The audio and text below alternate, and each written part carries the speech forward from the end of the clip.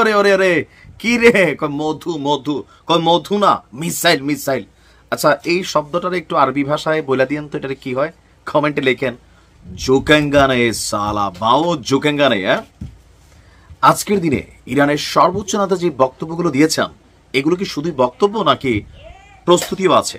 জি, আশ্চর্য হবেন জেনে প্রস্তুতিও আছে। তবে এর পরিণতি তৃতীয় বিশ্বযুদ্ধ অথবা মধ্যপ্রাচ্য জুড়ে একটা বিশাল যুদ্ধ বেড়ে যাবে। কারণ ইরান এখন যেই তথ্য মার্কিন গোয়েন্দা সংস্থাগুলো দিচ্ছে, আমার দিল খুশি হয়ে গেছে ভাই। আপনারা খুশি হলে ভিডিওটা শেয়ার করেন।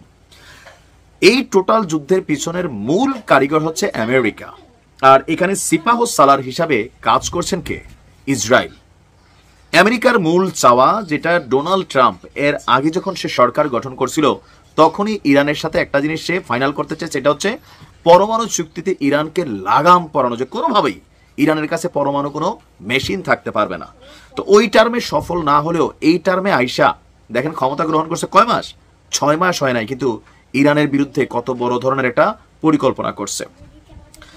যে কোনো সময় ইয়েমেনের মতন আপনি দেখবেন যে মার্কিন যুক্তরাষ্ট্র তারা হামলা চালাইয়া বসছে ইরানে।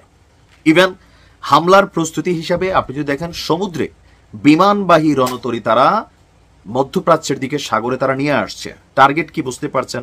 নাম্বার 2, মধ্যপ্রাচ্যের আরব দেশগুলোতে তাদের যে সামরিক ঘাঁটি আছে সেখানে যুদ্ধ বিমানগুলোকে সেখানে আইনা স্তূপ দিচ্ছে। তার মানে ইরানে বড় ধরনের একটা হামলা চালাবে। তো ইরান কি বৈশা বৈশা আঙ্গুল চষবে? না দাদন, ইরান খেলবে। ইরান যে খেলবে, ইরান বলছে নাকি মার্কিন যুক্তরাষ্ট্র বলছে? মার্কিন যুক্তরাষ্ট্র বলছে, পাশাপাশি ইরানও বলছে। যুক্তরাষ্ট্র যদি ইসরায়েলের সাথে যৌথভাবে ইরানের ভূমির উপর কোন রকম হামলা চালায়, তাহলে মধ্যপ্রাচ্য জুড়ে আরব রাষ্ট্রগুলোতে যত দেশে যত মার্কিন ঘাঁটি আছে প্রত্যেকটি মার্কিন ঘাঁটিকে উড়িয়ে দেবে ইরান। সরাসরি এসব তথ্য সামনে আসছে। মার্কিন গোয়েন্দা তথ্য পর্যালোচনা করে আপনার হোয়াইট হাউসের পক্ষ থেকে এই তথ্য দেওয়া হয়েছে।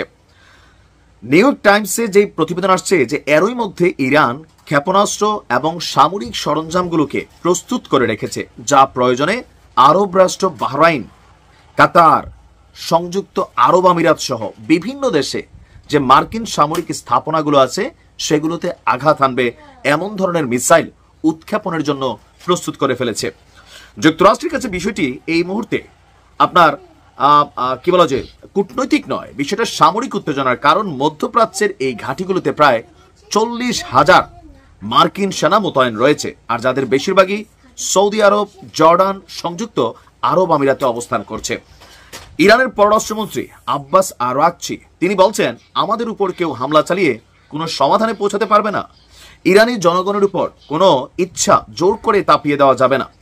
যদি যুদ্ধ ছড়িয়ে পড়ে তার দায়ভার বহন করতে হবে ইসরায়েল এবং তার প্রধান মিত্রদের। মার্কিন সামরিক কর্মকর্তারা মনে করছে ইরান সত্যি সত্যি মার্কিন ঘাঁটিগুলোতে হামলা চালাবে। আমরাও চাই চলুক দুই একটা। কেন? নাচতে যখন নামছি ঘোমটা দিয়ে আর লাভ কি?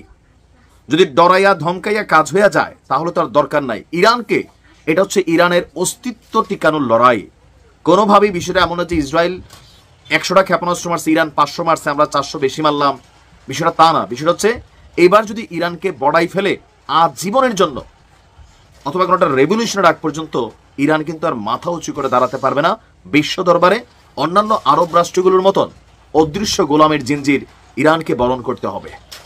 আল্লাহ ইরানের সহায় হোক, সাহসের জায়গাটা যেটা করছে এই জায়গাটায় অটল রাখুক। Best of luck Iran. আসসালামু আলাইকুম।